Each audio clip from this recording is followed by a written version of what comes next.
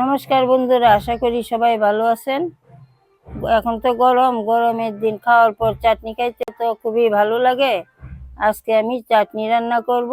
ভিডিওটি শেষ পর্যন্ত দেখেন, ভালো লাগবে। চাটনি বানানোর জন্য আমসত্ত্ব, টমেটো, খেজুর, কিশমিশ, কাজু, অল্প তেঁতুলও নিয়ে নিলাম। সঙ্গে আর কি কি উপকরণ লাগবে আপনাদের একটু দেখাই দিই। লবণ, হলুদ, পাঁচফোড়ন, জিরা, মৌরি, তেজপাতা, শুকনা লঙ্কা, এক বাটি চিনিও নিয়ে নিলাম। হাফ বাটির জলে তেঁতুলটাকে প্রথমে ভিজায় রাখবো। আরো হাফ বাটি জল নিয়ে নিলাম। হাফ বাটি জলে আমসত্ত্বটা ভিজায় রাখবো। আলাদাভাবে কিশমিশ, কাজু, খেজুরটাকে নরম হওয়ার জন্য ভিজায় রাখলাম। সব কিছু নরম হইতে হইতে আমি টমেটোটাকে খোসা ফেলায় কেটে নিই। এরকম চাটনি রান্না করতে হইলে খোসাটাকে আগে ফেলাইয়া দিতে হয়। টমেটোগুলা পাতলা পাতলা করে কাইটা নিব, তাহলে গলবে ভালো।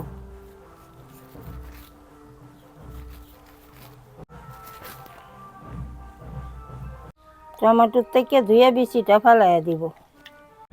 সব কিছু পরিষ্কার করে ভালোভাবে ধুয়ে নিলাম।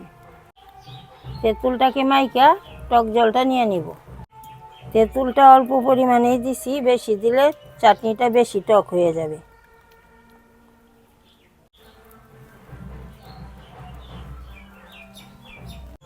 সব কিছু রেডি করে কড়াইটা গরম করে নিলাম। চাটনির মশলাটা ভাজে নিব। শুকনো লঙ্কা, শুকনো লঙ্কাটা লাল লাল হয়ে গেছে। এখন জিরা মহরিটা একসঙ্গে দিয়ে দিলাম।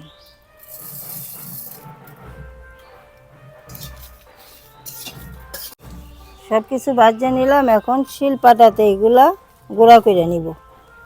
কড়াইটা বসায় দিলাম। এখন সরিষার তেল দিয়ে দিব।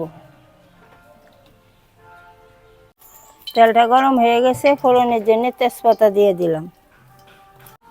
দুইটা শুকনা লঙ্কা মাঝখানে ভাঙ্গে দিয়ে দিলাম। দুই টুকরা দারচিনি দিয়ে দিলাম।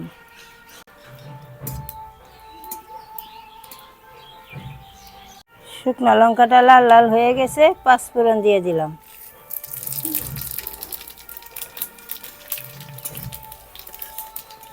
এখন কাইটা রাখা টমেটোগুলা দিয়ে দিব।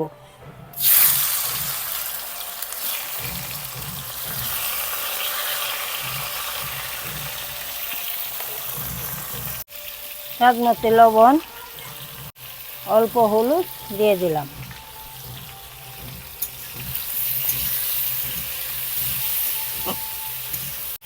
কিছু সময় টমেটোগুলো ভাজে নিলাম। টমেটোগুলো অনেকটাই নরম হয়ে গেছে। এখন আমসত্ত্ব, কিশমিশ, কাজু, খেজুরগুলো দিয়ে দিলাম।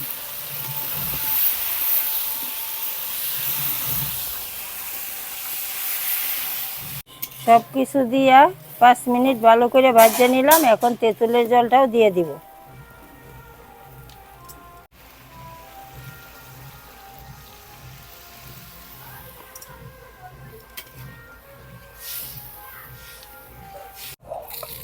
চাটনিটা জাল হইতে হইতে মশলাটা গুঁড়া করে নিই। চাটনিটা কিছু সময় জাল হয়ে গেছে। এখন পরিমাণ মতো চিনিটাও দিয়ে দিব।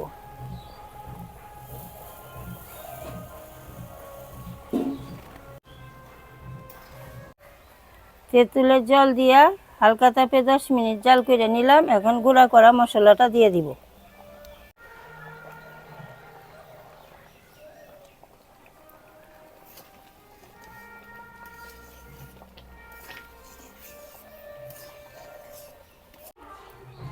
বন্ধুরা, যারা এই চ্যানেলটাতে নতুন তারা অবশ্যই চ্যানেলটাকে সাবস্ক্রাইব করবেন। মশলার গুঁড়া দিয়া চাটনিটা আরও 5 মিনিট জাল করে নিলাম। চাটনিটা ঘন ঘন হয়ে গেছে। এখন নামায় নিব।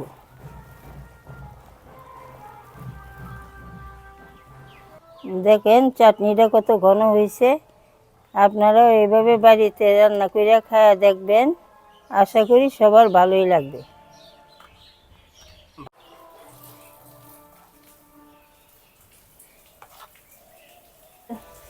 আজকে এই পর্যন্তই, কালকে আবার দেখা হবে নতুন রেসিপি নিয়ে। সবাই ভালো থাকবেন।